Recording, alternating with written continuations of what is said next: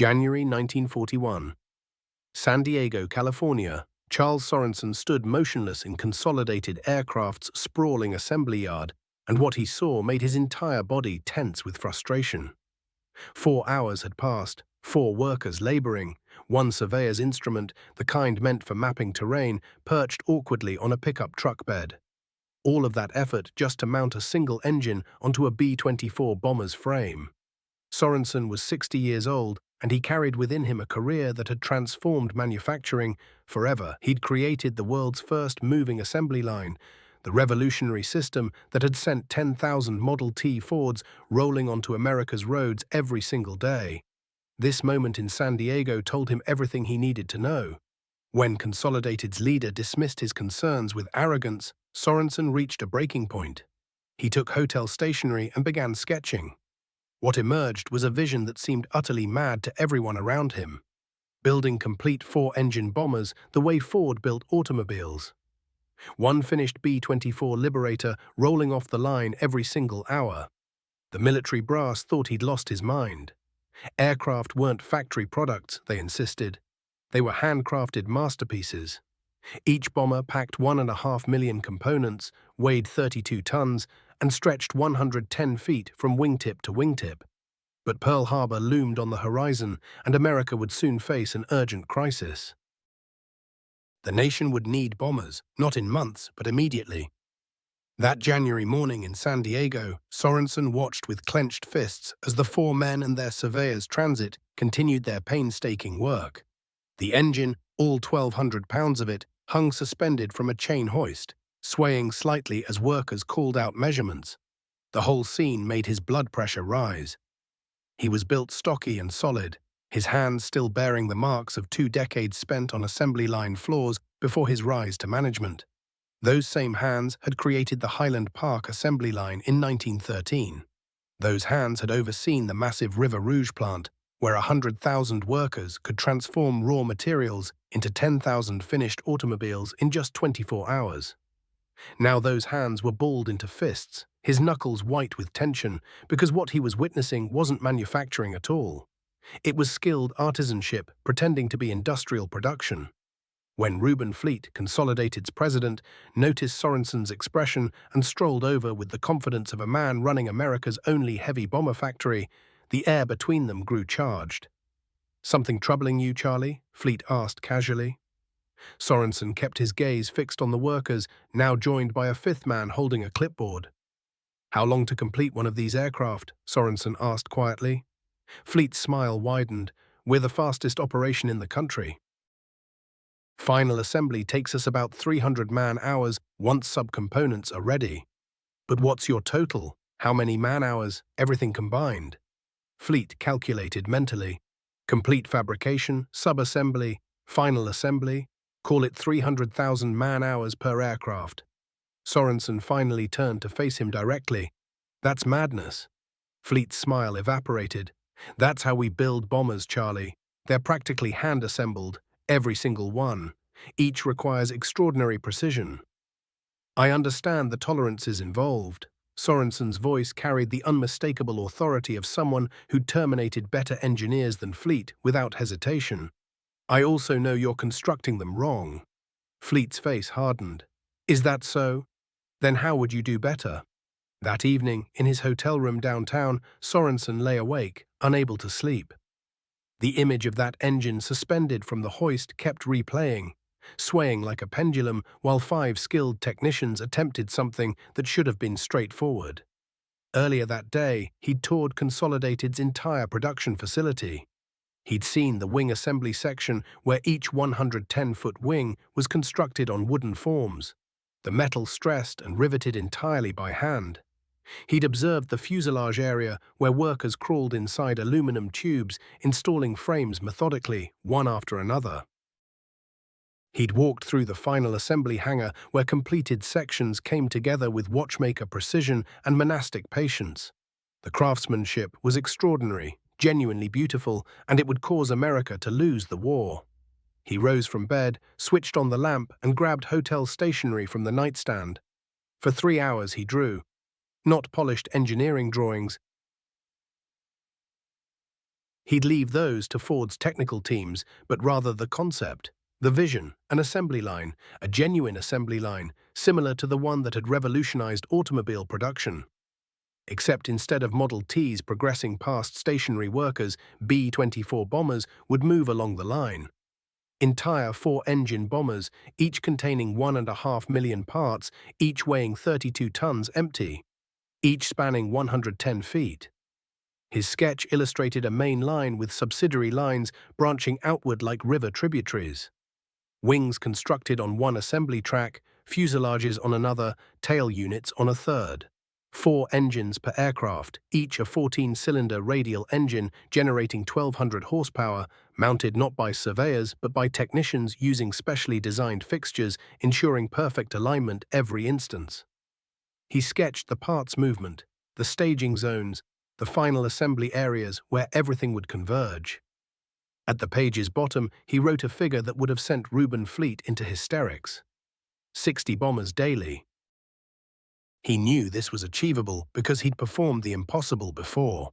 Back in 1913, a moving assembly line for automobiles had seemed ridiculous. Automobiles were intricate machines. Conventional wisdom said only highly trained craftspeople could manufacture them. They couldn't be produced by ordinary workers performing repetitive movements.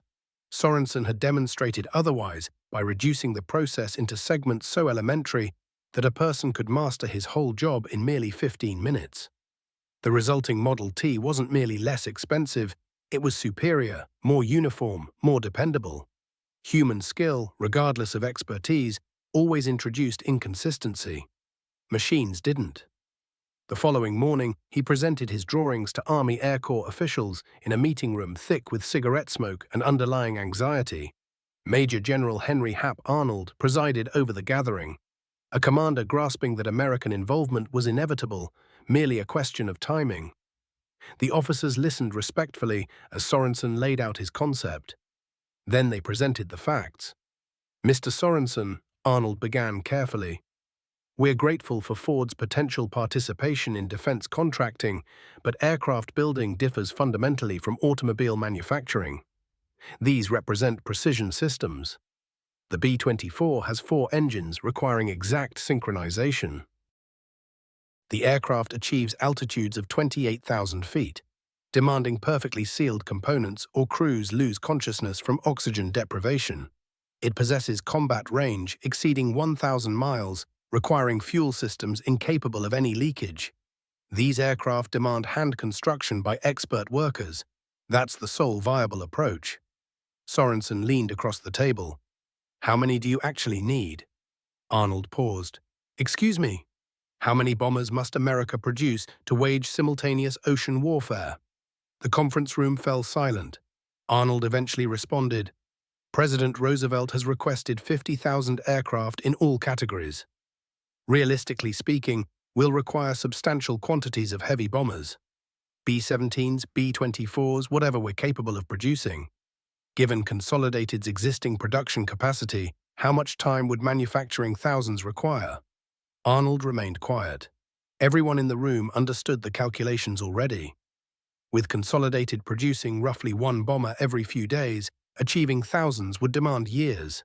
Years America simply wouldn't possess once fighting commenced. Sorenson tapped his sketches. "Provide me with a facility. Furnish the technical specifications. Allow me 18 months. I'll deliver a B-24 Liberator every single hour." Someone audibly chuckled. Sorenson ignored the skeptic. His attention stayed locked on Arnold, who examined the hotel stationery with the gravity of studying his own destiny. "Every hour," Arnold repeated quietly. "Each bomber complete, all engines, all armaments, all components. Emerging from your production line every 60 minutes. 63 minutes precisely," Sorenson corrected. Arnold's eyes lifted. "Mr. Sorenson, should you accomplish what you're proposing, you won't simply assist our war effort. You'll fundamentally transform military production itself." Sorenson collected his sketches. He contemplated that engine suspended on its chain hoist back in San Diego, remembered those 5 technicians with their surveyor's transit, envisioned the countless aircraft crews who would someday pilot these bombers through anti-aircraft fire and fighter attacks. trusting their existence to rivets placed by workers they'd never encounter. "Then we must begin," he stated, gathering his materials. March 1941. The territory designated for Willow Run remained agricultural land, Henry Ford's property, specifically a flat expanse of Michigan farmland 27 miles west of Detroit, where the industrialist had once dreamed of establishing a farming community. Now, it would serve something far more pressing. Heavy equipment moved across the fields as construction commenced on what technical publications were calling the impossible facility. The figures alone strained comprehension. 3,200 feet in length, 1,279 feet across, 80 acres within a single roof, 38 tons of steel framework, 5 million bricks, $65 million in total cost. Sorenson traversed the muddy expanse daily, observing the framework ascend from the soil in segments. Waiting for total completion wasn't possible. War wouldn't pause for construction schedules. The design itself was innovative. Sections could begin operations while other portions remained under construction. Workers would install engines in one region while welders finished roof coverings in another. It violated every principle of conventional factory design, creating orchestrated chaos that made traditional manufacturing directors deeply uncomfortable. Edsel Ford accompanied Sorenson during one of those March mornings. His tailored shoes were caked with mud, his expression bearing the exhaustion that sleep couldn't remedy. At 45, he served as Ford Motor Company's president, though he was quietly deteriorating. Stomach ulcers were worsening, causing internal bleeding, diminishing his vitality incrementally. Yet he never complained, instead pointing toward the developing eastern section and questioning whether its flooring could withstand a finished bomber's mass. "It would support 50, Sorenson answered, "assuming we ever solve how to manufacture them." That concern haunted Sorenson's evenings. Consolidated, guarding their manufacturing techniques, had withheld detailed specifications. Instead, they'd supplied basic sketches, wooden scale models, and assurances that what existed in experienced supervisors' understanding would suffice.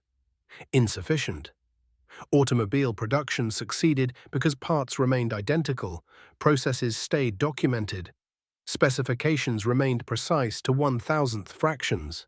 Consolidated manufactured bombers using medieval cathedral techniques. Through accumulated expertise, seasoned judgment, and knowledge earned through years of hands-on practice. Sorenson's response was typically forceful. He transported 2 actual B-24s to Dearborn and instructed his engineers to disassemble them completely. Not merely take them apart, but truly disassemble. Every fastener recorded, every measurement documented, each tolerance reverse calculated. The components filled 3 warehouses like components from a surgical dissection. They commenced the grueling process of translating craftsperson knowledge into assembly line documentation. By June 16, 1941, adequate construction was finished to accommodate a dedication event. Major Jimmy Doolittle participated in the ceremony, walking the partially completed facility while news cameras documented everything. Standing before a microphone, he assured gathered workers and journalists that this installation would manufacture the weapons guaranteeing victory. Nobody acknowledged they hadn't actually built any bombers yet. September 1942. Following 16 months since initial construction, the first Willow Run B-24 emerged from the assembly line. Sorenson observed it moving toward the examination runway, experiencing only dread. He anticipated what the military's quality inspectors would discover because he'd personally identified it already. The output quality was unacceptable. Fasteners installed at wrong pressure, fuel conduits that seep, control mechanisms with incorrect tension, electrical circuits that spark inappropriately and remain inactive when illumination is necessary. Military authorities rejected the aircraft immediately, along with subsequent dozen examples. Yet these quality complications, significant as they were, seemed minor compared to the worker retention catastrophe threatening the entire operation. Within a single autumn month, Ford employed 2,900 Willow Run workers. Simultaneously, 3,100 departed. The arithmetic was grim and untenable. Workers abandoned positions quicker than replacements arrived. Geography and fuel presented the primary obstacles. Willow Run occupied deliberately remote location because Henry Ford believed constructing an enormous bomber factory near downtown Detroit would represent an obvious German sabotage target. However, remoteness meant workers commuted from Detroit's center, journeys exceeding 1 hour each direction. Fuel rationing, enforced to preserve wartime supplies, made these journeys unaffordable for numerous households. Employees would attend their opening shift, comprehend that they couldn't manage repeated commutes, and resign before week's completion. Sorenson stood on the production floor one October morning, observing a woman hired merely 3 days before surrendering her employee identification. She appeared approximately 30, her coveralls oversized for her slender frame. The woman stood before the foreman with her shoulders slightly bent, the weight of impossible choices pressing down on her. "I can't do this anymore," she said quietly. "The gas station is too far. The hours don't work with my children at home. I'm sorry." Her eyes drifted past him toward the factory floor where skeletal aluminum frames of bombers waited in various stages of assembly.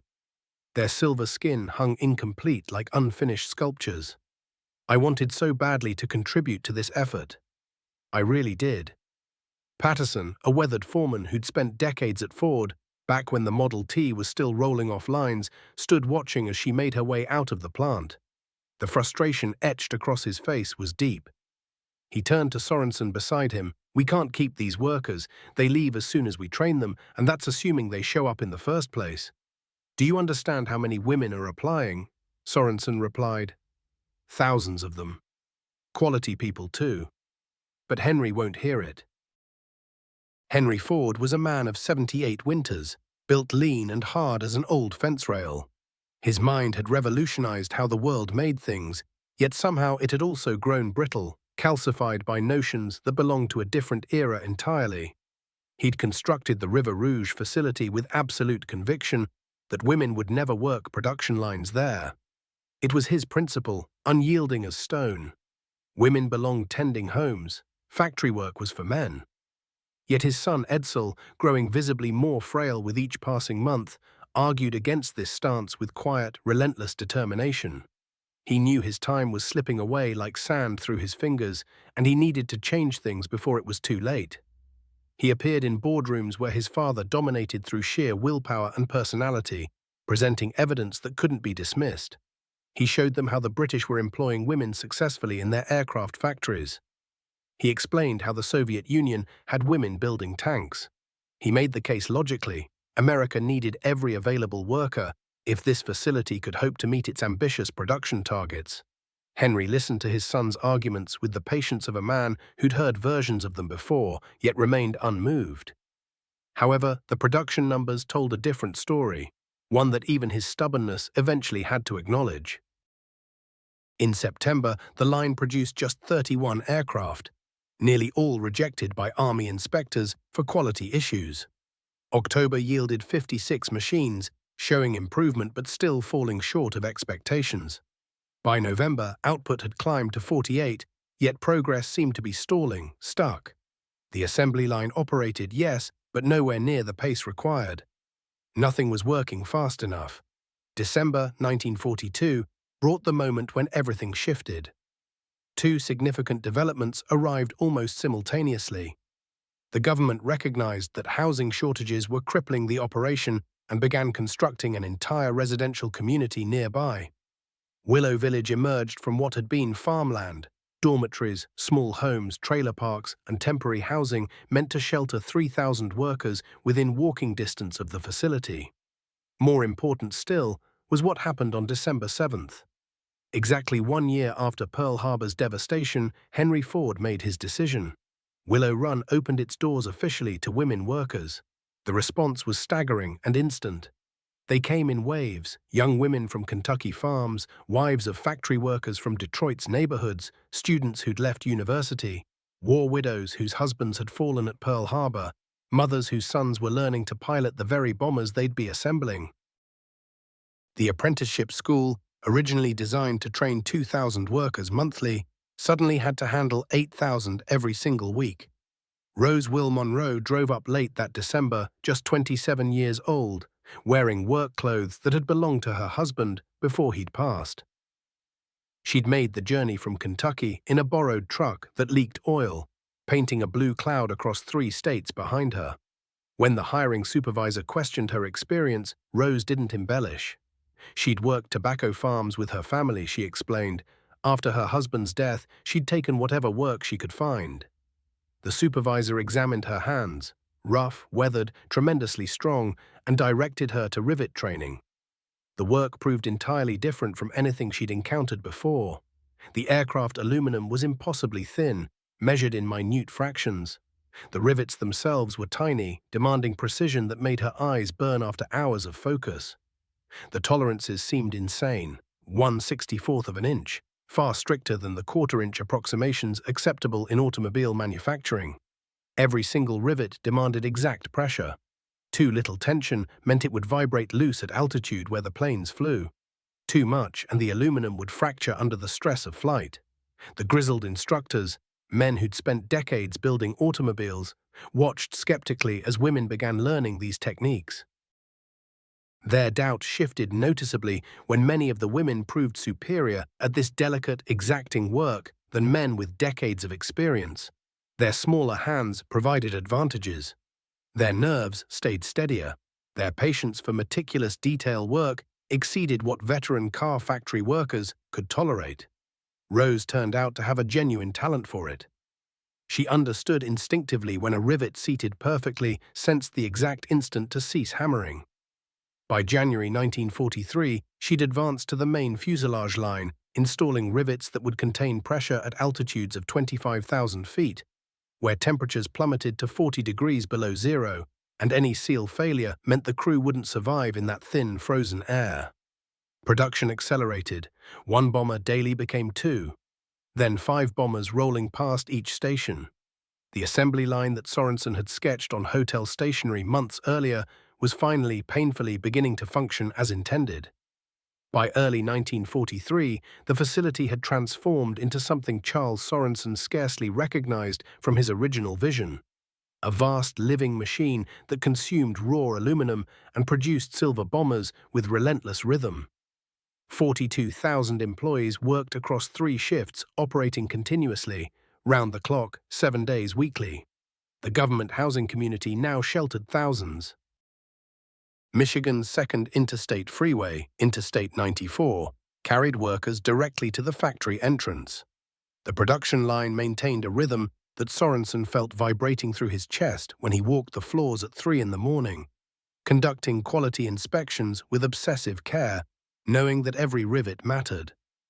Rose Will Monroe worked afternoons to late evening, 3 until 11, installing rivets in the bomb bay section where ordnance weighing 8,000 pounds would hang during actual combat operations. She'd been at the facility 3 months now, and calluses covered her hands, matching those from her tobacco farming years. Yet these felt different somehow. These meant something beyond mere survival.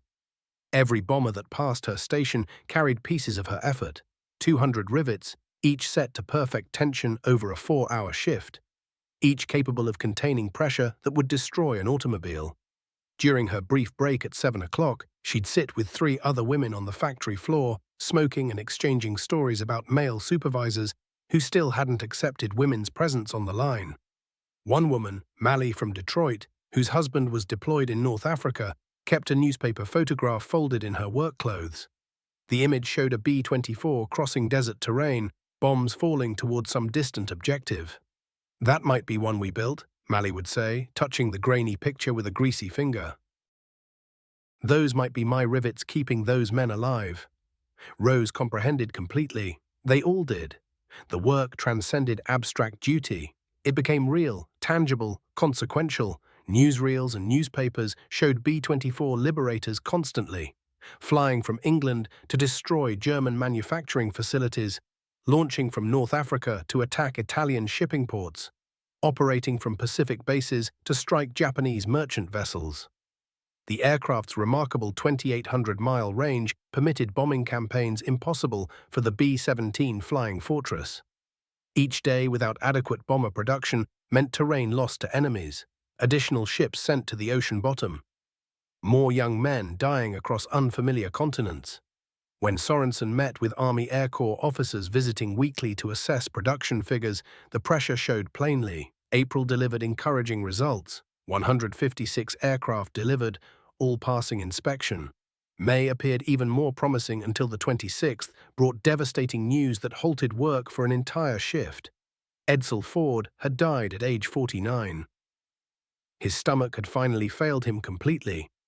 The man who'd challenged his father to hire women, who'd believed in Sorenson's impossible vision, who'd trudged through mud at Willow Run's construction when it was merely stakes driven through farmland, now gone.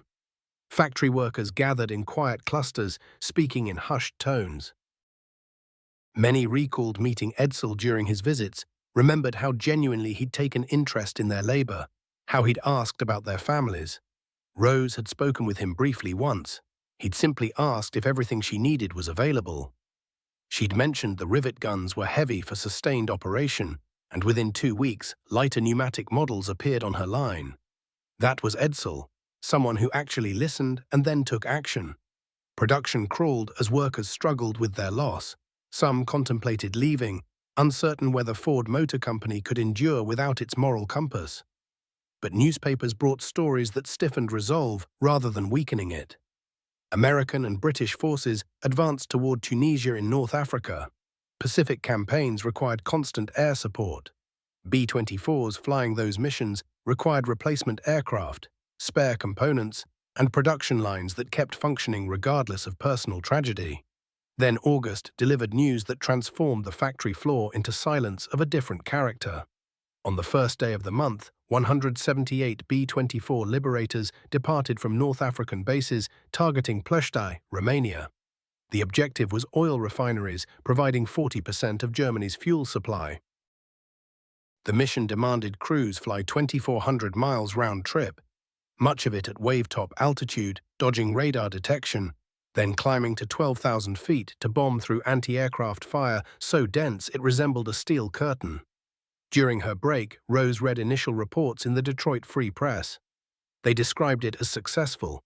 Refineries burning, production disrupted, significant damage to Nazi fuel supplies. Then casualty figures emerged: 54 bombers lost, 532 airmen killed or captured, 33 aircraft damaged so severely they'd never fly again. Photographs showed B-24s with enormous holes torn through the fuselage, tail sections shredded completely, engines streaming smoke. One image seared into Rose's memory showed a Liberator with the entire nose section destroyed. The bombardier's compartment simply vanished. Aluminum skin peeled back like a tin can's opened lid. She studied that photograph during lunch, unable to taste the sandwich she was eating. Mally sat beside her, staring at identical photographs. "What if our work isn't sufficient?" she whispered. "What if these young men are dying because we failed somehow?" The question spread through the facility like infection. Workers began examining their own work with intense scrutiny. Some spent breaks walking the line, checking rivets they'd completed hours earlier.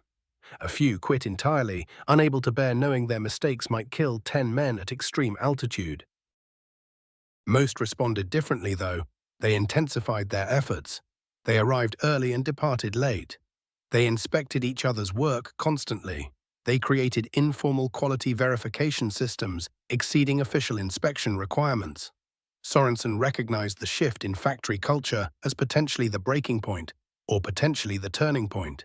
He began walking the line at 2 in the morning, when only skeleton third-shift crews worked, stopping before half-assembled bombers in the assembly areas. He'd examine rivets using flashlight and magnifying lens, running his fingers across seams, searching for gaps or flaws. What he discovered astonished him. The work was excellent, better than excellent. The precision rivaled what Consolidated's master craftsmen produced entirely by hand. Late one August evening, he found Rose working a double shift, filling in for a woman whose childcare arrangements had collapsed. She was installing rivets in the tail section, her movements showing exhaustion but maintaining precision regardless. Sorenson observed for 5 minutes before she noticed him. When she did notice, she straightened, wiping sweat from her forehead, using the back of her hand. "Don't stop," he instructed. She resumed her work. Sorenson stepped closer, examining each rivet as she completed it. Perfect pressure, flawless alignment, no gaps. After another 10 rivets, he spoke once more. Did you read about Pleshti? Rose continued working without pausing. Yes, sir. You're concerned your rivets might not meet standards?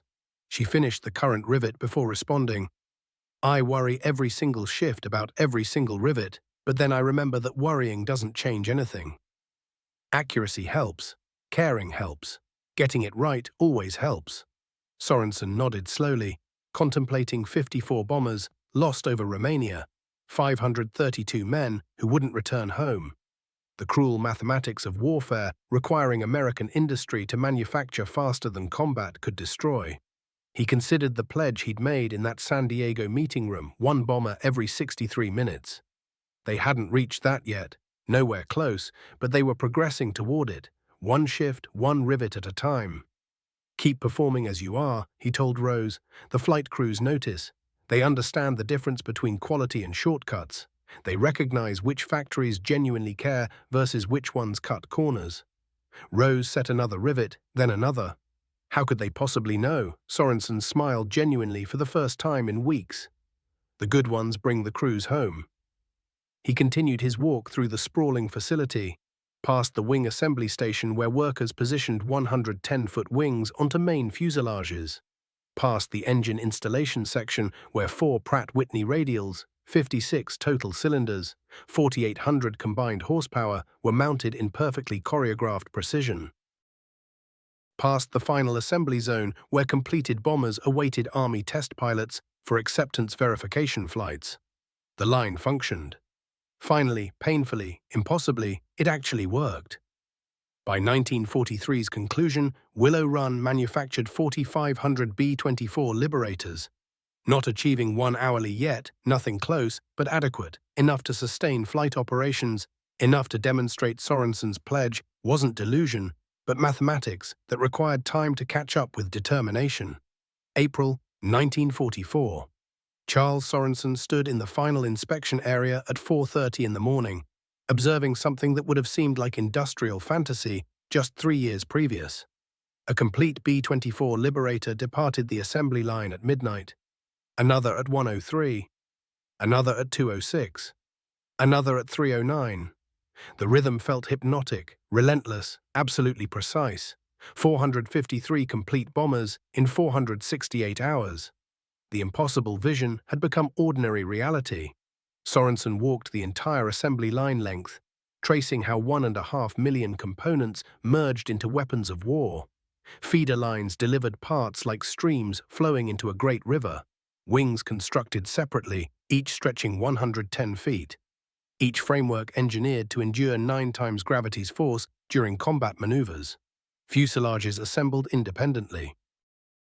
Aluminum skin stretched across frames with tolerances measured in thousandths of inches. Tail assemblies, bomb compartments, gun turrets, cockpit sections, all advanced toward the primary line where they transformed into something transcending individual pieces. The engine installation demonstrated what occurred when industrial production married genuine craftsmanship. 4 Pratt Whitney 1830 radials, each weighing 1,200 pounds, each containing 14 cylinders arranged in twin rows, each generating 1,200 horsepower, positioned in exactly 2 hours by teams performing this choreography countless times until it appeared effortless. Engines 1 and 3 mounted on the wing's front edge. Engines 2 and 4 positioned to distribute thrust perfectly. Fuel lines connected to tanks holding 3,600 gallons total. Oil circulation routed, electrical systems integrated throughout. Propellers installed, each blade angled to cut atmosphere with maximum efficiency. Rose Will Monroe worked the fuselage riveting station on second shift. Her fingers moved with the automatic precision that comes from installing 200,000 rivets. Pure muscle memory of what excellence truly feels like. 16 months at Willow Run had transformed the factory from scattered chaos into an orchestrated industrial masterpiece. The woman beside her, Helen from Tennessee, had arrived the same week. Her son was flying B-17s over Germany, and she carried that knowledge into every shift. They'd developed an unspoken language. Each knew exactly when the other needed a break. Who would cover during those quick bathroom visits when someone required an extra moment to get a difficult seam just right? At 7:15, during their dinner break, Rose and Helen sat on the factory floor with sandwiches, watching another completed bomber taxi pass toward the test runway. The aircraft gleamed under the factory lights, its silver skin pristine and untouched, gun positions vacant, bomb bay doors sealed tight. It looked almost serene. Rose knew better. Somewhere over the Pacific or Europe, that bomber would ferry 10 men through flak and fighter attacks, each mission turning into a calculation where crew survival came down to structural strength, engine performance, and the quality of 30,000 rivets installed by workers these men would never meet. I painted my name inside one last week, Helen said quietly, in the tail turret where the gunner sits. Just small, in pencil. Helen from Tennessee, bring them home safe. Rose smiled. I've been doing that since January. Little messages, Rose from Kentucky. Sometimes I add safe skies or good hunting, Helen continued. Figure if one of them finds it, maybe it reminds them somebody cares. They weren't doing this alone. The practice had spread through Willow Run like seeds on the wind. Workers left names, hometowns, good luck wishes, prayers. Some drew symbols, horseshoes, four-leaf clovers, crosses. The supervisors saw these unauthorized additions to Army Air Corps property and chose not to notice. Everyone understood what it meant. These weren't just machines anymore, they were personal promises. By summer 1944, the assembly line had reached perfect synchronization, 650 B-24s rolling off every month. One complete bomber every 63 minutes, sustained shift after shift, day after day. The targets that had seemed impossible back in January 1941 now happened like clockwork. Willow Run's peak workforce of 42,000 people created ordered pandemonium that somehow produced identical aircraft with the consistency Henry Ford once demanded. The final inspection process showed how completely the factory had evolved from those early rejections back in September 1942. 8 hours in the inspection bay for each aircraft, while teams verified every system. Compass readings checked to 1-degree accuracy for navigation. Control surfaces tested, ailerons, elevators, rudder, all responding with precise resistance. Each radial engine brought to 1200 RPM, while mechanics listened for wrong vibrations or sounds. Fuel system pressure verified to prevent leaks at altitude, where even a tiny hole could drain tanks in hours. The 50-caliber machine guns bore-sighted, so bullets from all positions converged at 400 yards, creating a devastating cone of fire. Lieutenant Robert Shannon flew his first combat mission in a Willow Run B-24 on June 8, 1944, just 2 days after D-Day. 24 years old, a farm boy from Iowa who joined the Air Corps because flying seemed more interesting than corn. His bomber, serial number 4252389, carried a crew nickname, Iowa Stubborn. 8 hours from their Italian base, Shannon and 9 other men flew north to bomb German positions in France. Flak tore through the fuselage, one chunk missing the radio man's head by 18 inches, another shredding the number 3 engine cowling. They brought the bomber home on 3 engines with 47 holes punched through the aluminum. That night, Shannon wrote his mother on V-mail stationery in cramped handwriting. The aircraft they're building now are better, he told her. You can feel it. Everything works the way it's supposed to. The engines run smooth. The controls respond clean. When we took that hit, I knew we'd make it, because whoever built this bomber built it right. Back at Willow Run, Rose finished her shift and walked to the parking lot where hundreds of workers' cars sat in neat rows under Michigan stars. 16 months of shift work had created a bone-deep exhaustion that no single night of sleep could fix. But she carried something else too, pride and purpose. Her hands had touched 30 bombers in the last month alone. Somewhere over oceans she'd never see, crews flew aircraft she'd helped build. She drove to her rented room in Willow Village, past row after row of identical houses built for the army of workers who'd descended on this Michigan farmland. The village sat quiet at midnight, most residents already asleep before early shifts. Rose sat in her car for a moment, too tired to move but not quite ready for sleep. Through her windshield, she could see the factory lights glowing on the horizon. The factory never slept. Even now, at midnight, the third shift was clocking in, taking their positions, beginning everything again. One bomber every 63 minutes. 40 bombers per day, 650 per month. Numbers that once seemed fantasy now happened as routine. By year's end, 1944, Willow Run would produce 8,685 B-24 Liberators, nearly half of all Liberators built during the entire war. Each one carried 10 men. Each flew missions that determined whether democracy or fascism would shape the coming century. Each represented 1.5 million parts flowing through the most sophisticated assembly line ever created, guided by 42,000 workers who proved ordinary people could achieve extraordinary things when the stakes climbed high enough. Rose finally climbed out of her car and walked to her door. Tomorrow, she'd wake at 2 in the afternoon, eat breakfast, and return to the factory for another 8-hour shift. Another 200 rivets installed to perfection. Another bomber stepping closer to completion. Another promise kept to crews she'd never meet, but whose lives depended on her precision. That was how you won a war. One shift at a time, one rivet at a time, one impossible promise transformed into relentless, unstoppable reality. August 1945. A Western Union messenger arrived at Willow Run on a Tuesday afternoon, carrying a telegram announcing Japan's surrender. The war was over. Production stopped instantly, not gradually, not with planning, but with the abruptness of a switch thrown. Workers on the assembly line stared at half-completed bombers that would never be finished. The River Rouge plant feeding Willow Run with parts went silent. The feeder lines that had flowed for 4 years dried up overnight. Rose was installing rivets in a fuselage section when her foreman approached and told her to stop.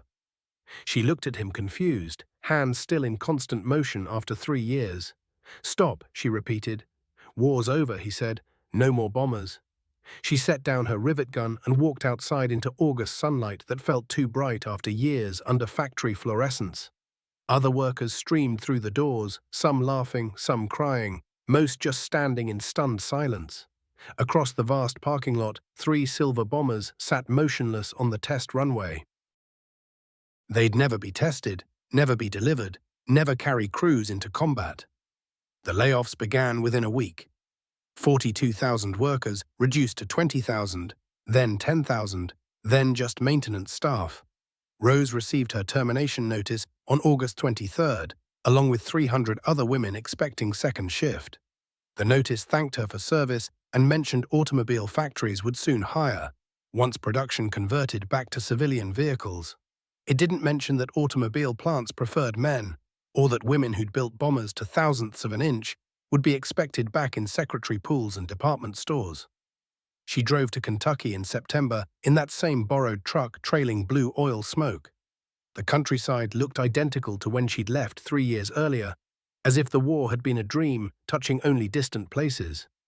She found work at a diner in Owensboro, serving breakfast to farmers who didn't know and didn't ask what she'd done during the war.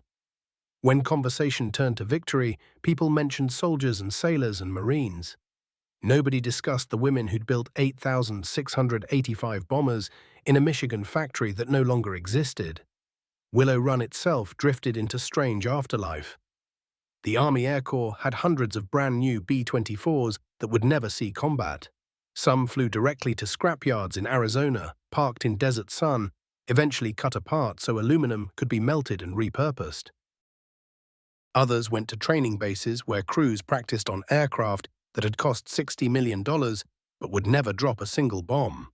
The 3,200-foot factory monument sat empty while lawyers and accountants debated 80 acres of manufacturing space nobody needed. Willow Village emptied so quickly it looked abandoned overnight. Families packed and moved to Detroit or back home. The houses built in months stood vacant, windows dark, lawns growing wild. Within 2 years, the village would be demolished, erased like it had never existed. Rose worked the diner counter through 1946 and into 1947, pouring coffee and taking orders, saving money without knowing why.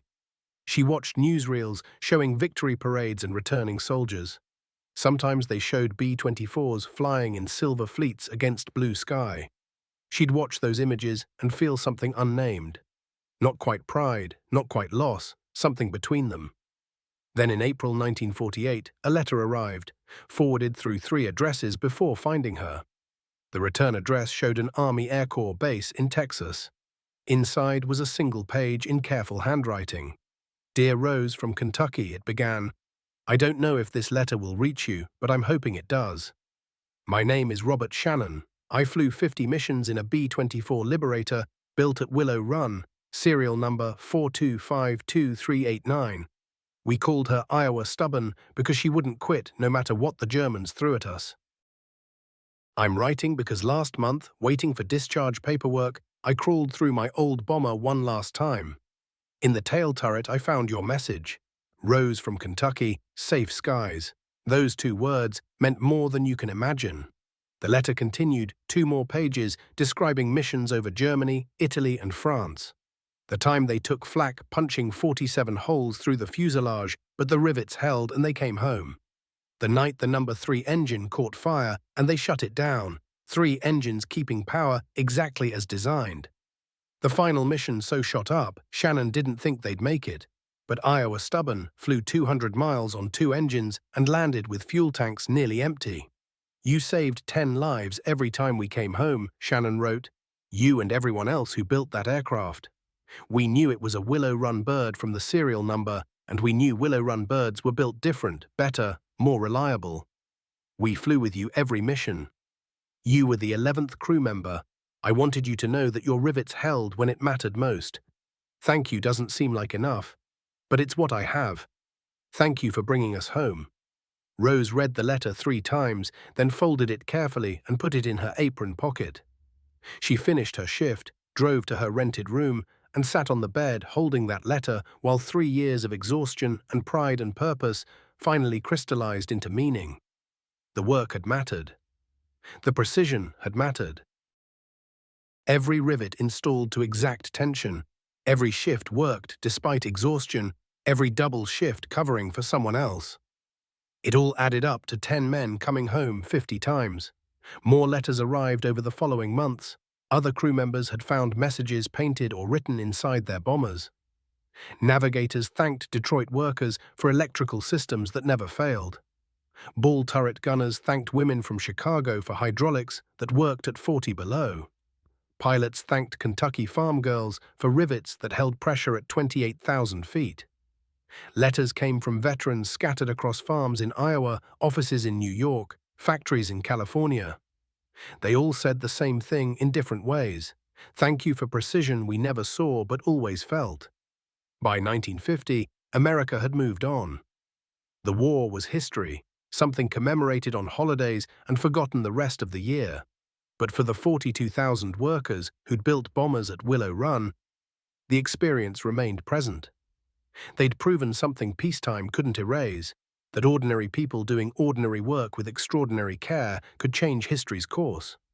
They'd taken Charles Sorenson's impossible promise and made it real. 1 bomber every 63 minutes. 8,685 aircraft total, nearly half of all B-24 Liberators built during the war. The numbers told part of the story. 18,493 total B-24s produced across all factories. Willow Run's 8,685 represented 47%. Those bombers flew in every theater: Pacific, Europe, Mediterranean, China, Burma, India.